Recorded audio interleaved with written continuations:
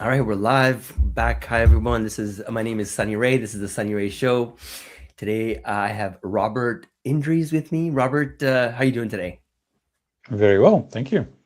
Awesome. I'm pumped about this call. I was excited about the last call we had together. I just found myself mostly quiet, but I was chuckling, inspired, and I was going back and forth between those two feelings. But hey, just to kick us off, Robert, why don't you just tell us a little bit about Elk Ridge Advisors? Under a paragraph, hopefully, and then we'll come back to that topic, obviously, near the end of the interview. But I like to kick it off with that. Of course, well, I mean, Elkridge is simple. We basically help people increase their net worth and passive income every year. That's in a nutshell. That's what we do, and we do that through helping them sell their businesses, helping other people buy businesses that are cash flowing, helping them keep more of the money that they make and invest it better. It's just a plethora of about 20 services that mixed and matched together help you double your net worth every year. I like the sound of that. I like growing net worth. So, but let's take it back a little bit. And I don't know, I always find talking about money in business falls flat unless you know a little bit about the person. I'm a big fan Mhm. of, kind of capturing people's hero's arc. So tell us a little bit about yourself. You grew up on a farm in Transylvania, feeding cows and, working the land. What's one memory from those years that still shape how you run businesses today? Many memories from those years. So something that keeps with me from that period is that you you're never too important to do what needs to get done. Right? It's whether it's literally feeding chicken or taking cows out or whatever it is you need to do. Some of the things we had to do was clean the place where the cows would live, and it was not pretty, and it was very smelly. So you had to do that when you were growing up. And so now, after doing all of those things when you were young, if someone complains about, oh gosh, I need to, you know, do this on social media, or I need to, write an article, I need to, what are you're pressing buttons on a keyboard, how is that in any way difficult? It just stayed with me. There's nothing difficult in my life, as compared to the life of someone in agriculture or farming, or things of that nature. Is just such a different world. And then you moved out of your parents' house at the age of 14. What pushed you to leave, that early? And where did you even sleep in those early few months? Two items pushed me to two things. Number one was that I was born in a very small town, and I felt constrained by the town. I didn't feel I could grow. I didn't feel that I could do the things I want to do and achieve. I was lucky to have found an amazing book when I was young. It was called The Evolution of Technology, and my town had zero manufacturing of high tech or any project, like nothing. It was literally just a small little town in Transylvania. And so I said, no, no, no, I want to become an engineer. I want to do more. So that was the main driver. And then the second one is my father is a retired army captain or something. And he was very, very strict with his rules and so on. It didn't sit well with me. I'm not good with authority for the sake of authority. I would always ask why, like, why do I need to do this? And he would tell me, like, now as a mature adult, I'm like, he was perfectly fine. But for me, it's just the reason wasn't enough, and I would disagree with his reasoning. So I just left. I said I don't want to live here anymore. And then you worked as a lumberjack, you assembled furniture, you ran factory lines. Which of those jobs taught you the most about people? Oh, I learned so many lessons in all of those about people, because working with others is is one of the first times where you actually need to learn to work together, because in school you're mostly on your own. Like, okay, yeah, you can have a project to, maybe do an essay together with someone, but it's very simple stuff. But when you need to go to work at whatever 9, and be there with a team of 5, 6, 10, 20 people and just work together, for the entire day, that shifts your perspective, and, your social skills go through the roof if you're taking notes mentally, on what's going on. Something that I still remember to this day in the manufacturing plant, the director pulled me at one point, and because we were talking about various things, and he showed me a letter, and it was a letter of someone asking to leave early because they had a dentist's appointment, and it was very poorly written. The letter, it was handwritten, it was very poor, like it's full of typos, right? And I said, oh my gosh, but that's so bad writing. And he said, do you know what the most interesting part is? That the person that needed to leave isn't even the person that wrote this, because he doesn't know how to write or read at all. And so he asked a colleague of theirs to write it, someone that's actually literate. And so this is like the top level of literacy in the factory. And I was in shock. I couldn't believe it. I was like, oh my gosh. And then I realized, how blessed I am. I did actually go to school. I learned how to read, I learned how to write, I learned how to do everything, basically, computers or anything you can think of. And but these were people, some of them twice my age, and they still didn't know how to read, right, or write. And so that was one of the shocks that I had early on when I was like 14, 15. And then you also dealt with dyslexia in your early 20s. How did that shape the way you learn, read, and build companies today? So dealing with it, I've dealt with it all my life, and but then dealing with it as like I solved it in my 20s, I basically found out it exists when I went to a conference and someone was talking about it, and I just asked, because I'm the why guy. I'm like, why this? What does that mean? And so on. I just asked so many stupid questions.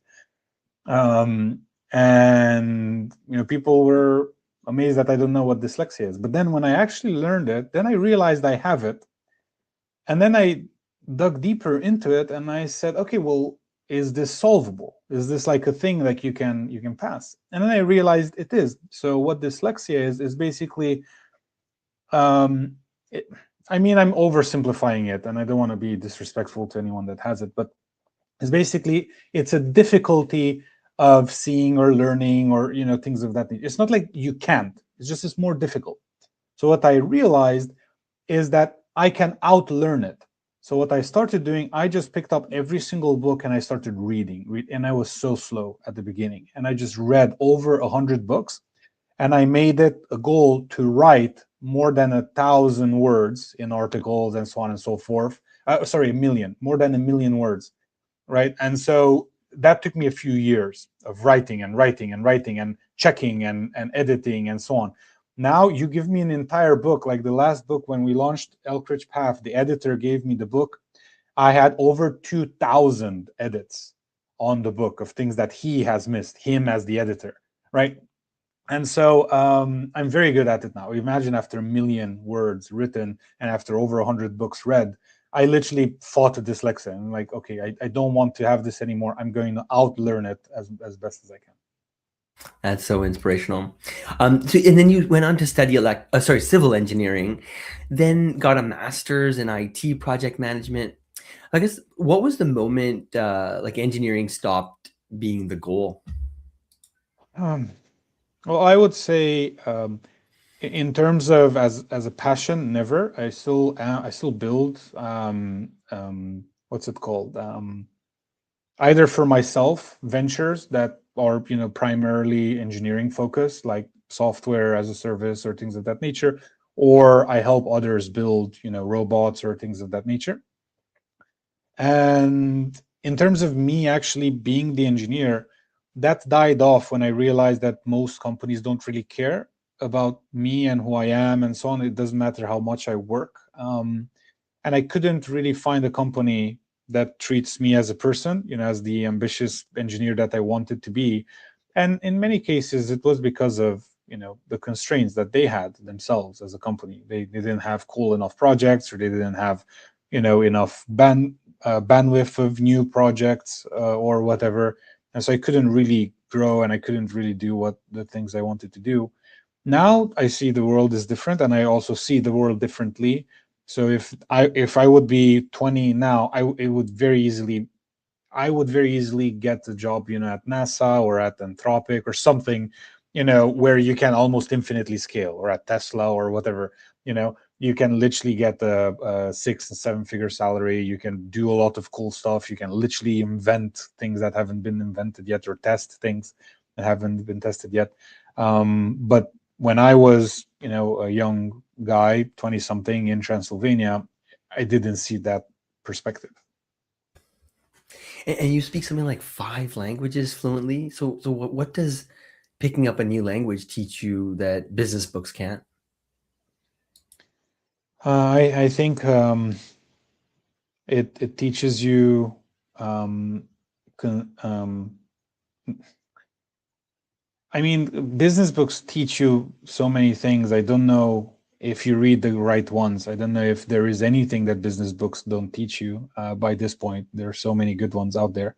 But I can tell you something that, learning languages has helped me with, or has taught me, is the need for repetition, which I'm not a fan of. I don't like repeating things. It's like my kryptonite. If you make me do the same thing every day, for a year, I'm like, oh gosh, it's just, I don't want to do it. I'm inspired by newity, by the next adventure, by something else. That's why I had 11 companies until now. It's just like okay, let me build this to a point where I'm happy I can sell it to someone else, and then they can take it further or whatever. But I like newity, and you cannot do that with languages. You literally need to say, yo tengo hambre 100 times until you understand that means I'm hungry, right? And you just need to repeat and get it dialed into your brain, to a level at which it is natural. Like, it just, the words naturally occur to you because you've repeated them so many times. And then before you had, I guess, any money, what did being wealthy look like to you? And how far off was that from reality? Well, when I was 17 to 18, I started reading self-development books, and then I started getting CDs. I'm that old. Like, I had self-development CDs, and various other items. And I had BHAGs. I learned the concept of a BHAG. So my BHAG was, to become a millionaire in a year, in 1 year, right? And I said, millionaire means wealthy. So if I'm a millionaire, that's it. I'm wealthy. Game over. So what I did is, every year I gave myself the goal to be a millionaire. And so year one, it didn't work. Obviously you don't know, you have no idea how to do it. And then year two, okay, this year is going to be the year. And then obviously it didn't happen. And then year three is going to be the year, and it didn't happen. So long story short, it took me 7 years to make my first million. From the time I said, okay, I want to be a millionaire, it took me 7 years. I was 25 when I passed the $1 million mark. And then I realized that being a millionaire isn't that wealthy. It's like, okay, yeah, you can have a house, a few cars, a few $100,000 in savings. That's about it. Like, you're not actually, you don't have a moat. Many things can go wrong, and you can be in jeopardy. And then I said, okay, let me pass 10 million. Let's say maybe that's wealth. And then it took me another 6 years to pass 10 million. So by the time I was 31, I passed 10. And I can tell you, at 10 million, you really feel, okay, yeah, this is okay. I have enough. It's fine. And close to 10 million, I started selling my businesses, selling, the stuff that I have, because I'm slowly gearing towards retirement, like business retirement, so to speak. And then I want to do other projects that I've been putting off for 5, 10 years. And so for me now, wealth, and that's what we talk about in the Elkridge path. I would, as a person, I wouldn't stop until I become a decamillionaire. Because no matter how you define wealth holistically, health, good relationships, good quality time spent with your family, the ability to choose when you work, and so on, like, all of these things are wealth. But if we talk just financially, if you're only a millionaire, and I don't want to disregard all of the effort people put in to becoming a million, because it's not easy at all for most of us. But the moment you pass 10 million, you have so much wealth and such a big moat that you can literally imagine you can lose $9 million and still be a millionaire, right? You can literally lose 90% of everything you have: assets, real estate, companies, connections, everything. You can lose almost everything, and your family is still protected, right?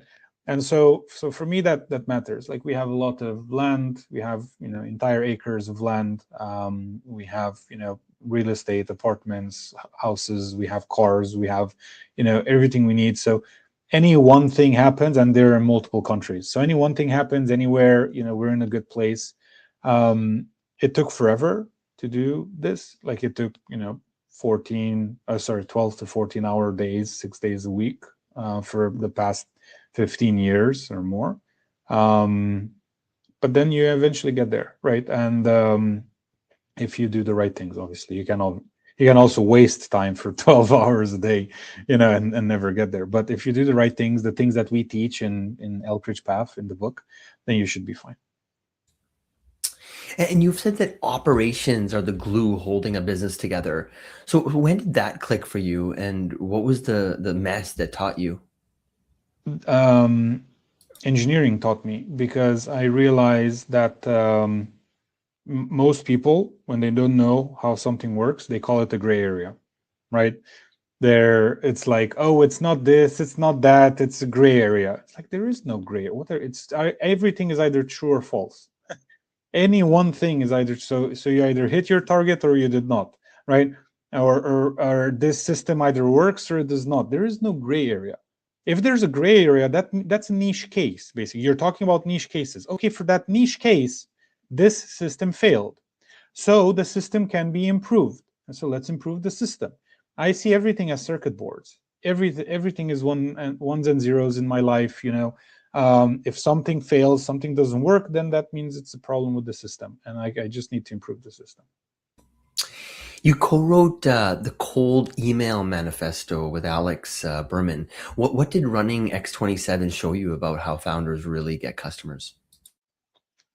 Well, number one, it showed me that you can lie to yourself and keep doing things that don't work and just live in your own little bubble, or you can stop doing things that don't work and just do things that do, right? So if I sometimes we ask people, I randomly meet people, like, for example, a new restaurant that just opened, right, and it's empty, and I'm like, why, this food is so good, why is it empty? Like, well, I don't know, we keep doing marketing, and no one's coming. I'm like, okay, please define marketing. Well, I mean, we post on Facebook all the time. I'm like, so what? A 5-year-old can post on Facebook nowadays. What why do you think you have 50 followers? Only those people see your post, and maybe if one of them likes it, maybe their friends see it. But that's not how you do marketing. And if you've been doing this for 3 months, have you not thought in 3 months that no one's coming? Maybe this isn't working, maybe I should do something else, you know so that's what it teaches you. To When you grow a company, you learn that there are many, many, many, many ways in which to do things poorly, and there are a few ways in which you can do them well, and you just need to be willing to do them well. And so we've together with Alex, we've had amazing strides within the industry. We've invented terms within the industry, things that were not used. We've invented um, um, the our types of funnels, which is basically have sending very few emails per email address and per domain, and having multiple domains at the same time. Because up until X27, everyone would just get something like what are they called, conversion kit, or these newsletter things, and they would just feed people to newsletters and then use those. But they looked like a newsletter, and so you knew it's not like a real thing. And plus, it's illegal nowadays. I mean, not illegal, but you know what I mean. Like, the newsletter guys are like, did people opt in to get this email? And you can only, you can say yes, but obviously it's a lie if you just feed it people you randomly got off the internet. But the way we would do it, we would literally just set up inboxes, like many inboxes. And we were doing this 10 years ago. This is not an exaggeration at this point. Like, we're doing this in I think 2014 is when we started. So over 10 years ago, no one was doing it. We were in shock. Like how are people not figuring this out? Everyone was having like very low reply rates and so on. And then we were just, getting so much better than everyone else. And so we wrote a book, we had a course, we did, various things there. Um, and then one thing I learned in X27 is that as a marketing agency, your clients are never satisfied. It doesn't matter how good you are. They're never, like, they might be satisfied temporarily, but if they pay the same amount and you get them the same result for long enough, eventually they come to you and say, "Can't we do more?" And you say, "Yes, we can do more. You just need to pay more. Just pay me more and I will do more." Like, well, no, but haven't you learned in the last? Yeah, I've learned to get you 100 leads a month. Do you want more than 100 leads a month? That's perfectly fine. Pay me for 200 leads a month, then I'll get you 200, right? And so it was completely unreasonable. The people would expect the same money to get them more results as time passes, which is wrong. It's wrong in every industry, because the more time passes, the more competitors you have, and the more those competitors do. For example, one ways in which we get leads is through ads. So let's say 12 years ago, one click might have been worth $1. I don't know because I can't remember, but let's say it was worth $1. Today, that one click might be worth five. So if you have the same budget today that you had 12 years ago, you'd get 5 times less leads. This is just the reality. So you have to increase your budget every year to get the same result that you got last year. And this is just the reality of business, the reality of people wanting more market share. And if you want to stay ahead, why does Coca-Cola invest billions in marketing? Everyone and their grandmother knows Coca-Cola. Like, I don't think there's one person, when I say Coca-Cola, that's listening to this doesn't know who they are. So then why are they still investing billions and billions every single year into their marketing? Because they want to stay number one. And the only way they can stay number one is if they outspend every single one of their competitors. That is the only way. There's not an easier way to do this. You still have to outspend anyone you want to let's say, grow, so to speak. So somewhere along the way, you shifted from building companies to helping owners sell them well, right? So how did you see, or I guess more like, what did you see on one deal that kind of flipped the switch for you? Having to explain how business works. So I was getting offers, and I was talking to people about my companies, and they're undervaluing my companies. And I said, what, why? Well, because this is the industry average. Okay, but I don't have an industry average company. Show me 3 other companies, and I can tell you how my company is better in every way, right? And they're like, well, yeah, but we care about EBITDA and the multiple on EBITDA. Okay, then you don't know business. Like, you don't need to be smart. You just good industry average EBITDA multiple for this industry and this level. It says whatever 2 or 3 or whatever it is, right? And then you just look at someone's EBITDA, you multiply it by 2 or 3. You don't even need to use your own brain. You can use a computer. But that's not a valuation. That's not how you value a company. You value the company based on assets, systems, case studies, potential recurring revenue, how much of it is recurring versus project based, etc. They're literally comparing my company, which is almost 100% annual recurring revenue, to other companies that were almost 100% project based. I was like, do you not understand the difference? Like, well, yes, yours is a bit more valuable. Not a bit. Mine is much more valuable than the other one, because in the other one, the moment they stop doing sales, that's it. You do not have a business anymore. It's project based. By definition, the moment the projects are done, that's it. In my companies, I have the same, some of my clients are for 9 years. And the only reason I have clients that are 2 years old is because they just started working with us 2 years ago. But that's it. But they haven't churned, have over 80% customer retention rate. And the other 20% is just because they didn't have any more work to give us.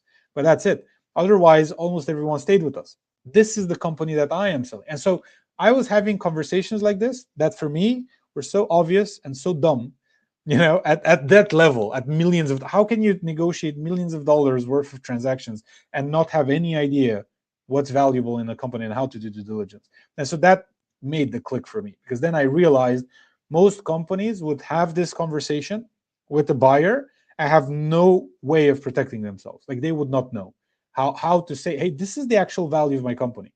And if you're not willing to see that, then you're not the right buyer. I'm sorry. We need to go to someone else. I'm not going to undersell my company just because you don't know how to do business. Okay, speaking of business, Daniel here wants to join us, my Hello. co-host. Yeah, Mama Bear. There you go. He sneaks in once in a while.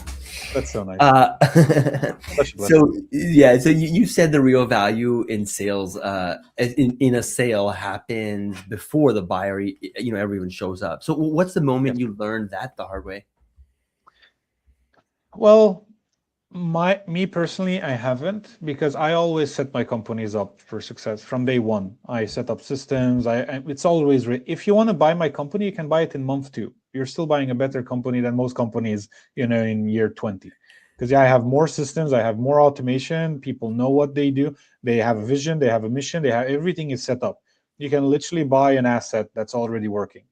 Um, the thing is that this is how I think. And I realized that almost no one thinks in the way I think, because what happens is, and you can read this in the E-Myth, it's an amazing book by Michael E. Gerber.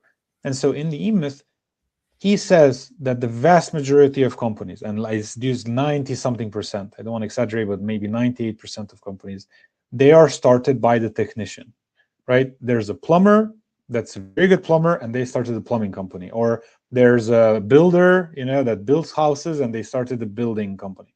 Or there's an engineer, very good engineer, they started an engineering company, or market, blah, blah, blah. It's always started by the technician. These companies are not started by people that think of business as an asset. They think of business as a natural way of scaling their wealth, but not as an asset, right? And it's wrong, because the moment you just think of it as a natural way of scaling your wealth, you become tied to it, which is what we call key person dependence. The company exists because you exist. That's not okay. In my companies, I have companies that in one of them, for example, the general manager that I have in the company, they forgot to send a quarterly report, because they were busy with other things and so on. So every quarter I would normally get the report, but imagine they forgot to send it. So my interaction with that company had a 6-month gap. For 6 months, I had no idea what the company was doing. Right? It just I don't want to say I didn't care, but like I have other things to do, and I set up systems and people so that they operate independently. Every one of my businesses. And so 6 months in, he sends a quarterly report, apologizes. Hey, I realized I forgot to send the last quarterly report. So I'm sending this one for the last 6 months. And I was, I was busy being a father, and a husband and a son to my parents, and dealing with other businesses and so on. But guess what? In those 6 months, that company grew, and was in a very good spot, And so I literally did nothing in 6 months, literally nothing. And so that is true scale. That is true operational excellence. You've created dozens of millionaires through exits. So which one surprised you the most, and why? Um, hmm, it's a very good question. I think Taplio surprised me the most, because we only worked on the company for like 6 months, and then we had an 8-figure exit, and so that for me was shocking. I didn't know you can go that fast. I know other people were doing stuff like that, but it was shocking how fast it was. And it was very surprising. And the two people that we had as co-founders, they they weren't business people. They were the makers of the tools. Like the engineer, the designer, and so on, like the product guys, right? And they were never millionaires, right? We were already millionaires, and then for them, when we got the offers, like yes, yes, yes, let's sell. And I was like, oh, should we not? But obviously they wanted to become millionaires, so We said, okay, let's sell. It's fine. Let's just sell, and then we move on with our lives, because it was an amazingly good offer. That's the reality, and that was shocking how fast it went. You just dropped Elkridge Path in April. In 1 minute, like, what's the system you're actually, handing people right now? So there are three places where you have a plateau in your financial life. So the first plateau is you don't know how to make enough money. That's just the reality, right? There are people that literally are stuck paycheck to paycheck for literally their entire life, and it's sad, but that's the reality of our world. So that's one plateau. So part one of the book helps you pass that plateau. Part two, then, let's say you already have money. Let's say you have, 250,000 in asset savings, 401k, whatever. Like you're okay. You're fine. You have a moat. You're not in desperate need of anything, and so on. And so let's say you're at that level. Most people then never get to millionaire status. And I know, like, just look at the stats, like statistically how many millionaires there are, and you'll see that people don't get there. And so then we give you the tools on what you can do to go from hundreds of thousands to millions, so to pass that plateau. And then the final plateau, imagine someone becomes a millionaire, right? They're 45, whatever, they became a millionaire. And let's say they grow their wealth at 10% year over year, which means they make 100 grand, in semi-passive income, right? Like it just comes in through the S&P or whatever. So anyone looking at that would be like, oh my God, that's amazing. I would wish I had 100 grand, in just money coming in, my money making more money every year, right? 6 figures a year. But if you actually do the math, that person during their lifetime will never become a deca millionaire, because there's just a 10%, 10%, 10%. So you make 100 grand a year, right? And so it becomes 1.1, then 1.21, and then 1.32. And so like you need 7 years just to get to million two. And so now you're 50 something, right? And so it's a plateau. Like you're stuck at like $1 million because you're using the same things that made you a millionaire to keep growing, but you just make hundreds of thousands, right? Because that's what you did until now to get to millionaire status. So you never make millions a year. But then in part three, we teach people how to go from millionaire to deca millionaire, everything you need to do, right? To get your wealth up to 20, 30, 50 million, whatever you want, basically, if you give it enough time and you make enough strategic bets. And we help people do that. Basically, that's what Elkridge does. We help people make strategic bets. So Elkridge has generated over $500 million for clients across 15 countries. So what's the pattern that shows up in every deal that leaves money on the table? Things that leave money on the table is people not willing to stick around in their business to grow it.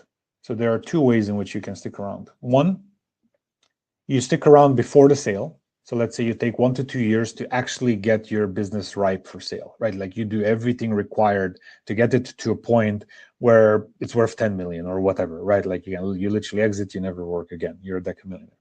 Or the other way you could do it is you can talk with strategic people that are very smart, right? Just like we did on Taplio. It was a very smart move on their end to acquire us when they did. And so what you can do is you can say, I'm willing to sell this company for a small down payment, and then I'm willing to stay with the company for 2 years, 3 years, as much as it takes until it gets to that level where it's worth this much. And you promise contractually that you will give me that money, right? Until then, and then as a final tranche at the end, as a balloon payment, we call it. And so that's the thing that leaves most money on the table, because people get tired of their own businesses. They're like, I've been doing marketing for 10 years. I just want out. I don't want to do marketing anymore. I don't care. Don't give me 10 million for it. Give me 1 million. I'll be fine. Whatever, something like that. However, you can say, let's figure out a structure in which I sell it for 3 or 4 million, right? But then I stick around and I help you grow it, and I do whatever you need me to do for the next 2 years, and I get pro rata based on EBITDA, right? Based on how the company grows in the next year. So that's what I see is the best outcome for both seller and buyer. because the buyer doesn't want, like a buyer doesn't mind paying you for the value of something, right? They mind overpaying, right? Like let's say the value of something is 2 million, they don't want to give you 3 million for it, right? But if you're willing to stick around until it's worth 3 million, and they give you 2 million now and another million when it's actually worth 3 million, then they're fine. And the buyer wants to have a bigger asset. They want to have more and more and more, right? And you, the seller, you want to make the biggest exit that you can, to have the biggest exit that you can. And then that's how you do it. You say that cash loses half its value every 5 to 6 years. How are you personally deploying capital right now to stay ahead of that? I highly recommend people have a diversified portfolios. Anyone that is young should probably invest in companies because that is the highest percent of ROI. If you can, do that, like Warren Buffett, basically. How did the guy become one of the wealthiest people on the planet, just sitting at the desk and doing basically almost nothing, just reading papers, right? That's it. And this is the reality. And you ask him, like, he's one of the most boring guys you'll ever meet, right? I haven't had the pleasure, but he doesn't really meet with people. So basically, um, if you just invest in the right businesses, right, you can, 2, 3, 4, 10x your wealth very, very quickly. If you're either very senior, like let's say you're in your 60s or whatever, you might not want to risk making such plays. So the best things that you can do, are things like S&Ps, or whatever, things that grow relatively safely. I wouldn't. A few years ago, I might have said bonds. The reality is there's a formula that I didn't invent. Ray Dalio invented it. The golden rule of investing. Just read Money, Master the Game by Tony Robbins, and there's a chapter that says if you want to almost never lose money, this is how you should invest your money, right? And it talks about commodities, stocks, bonds, and so on and so forth. And he has proven that across, I don't know, last 100 years, maybe I'm exaggerating, but a lot of years, this has all made money on as at an average of 8% year over year, and has never actually lost money. So basically, you inflation, let's say, is between 3 to 5 or whatever. So you always make money every year on that. If you don't pull your cash, if you pull your cash, you pay capital gains, and then you do make less than inflation. So you shouldn't pull your cash. You should if you want to, you can loan against it, or you can have a trust, and you can we teach people how to do this stuff. Hey Robert, I had a lot more questions lined up. I think we're near the end of our time, so I'd love to have you back on. This is like I'm literally on the edge of my seat for this one, so I'm really enjoying it. Appreciate your time. Finish, maybe help me land the plane with this one. So I was reading you want to hit $1 billion in client value.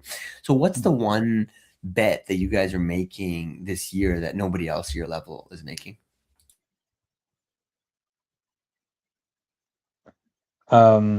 Operating um, companies. So most investors invest and then maintain. We invest to grow. Anything we invest in, we put in marketing, we put in admin, we put in technology, we put in everything, and that's a lot of work. A lot of work. And so that's how we increase enterprise value. So we buy something that's maybe worth 10 million right now.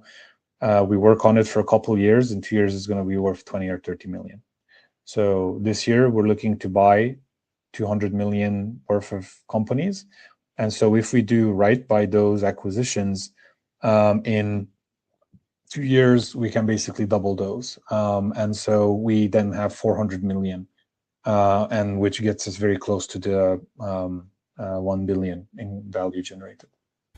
Cool, Robert. So where do people find out more about your company and yourself? I just recommend they Google it, Elkridge Advisors. You'll find us all on all of the pages. All of the links should be about us, and or you can Google my name.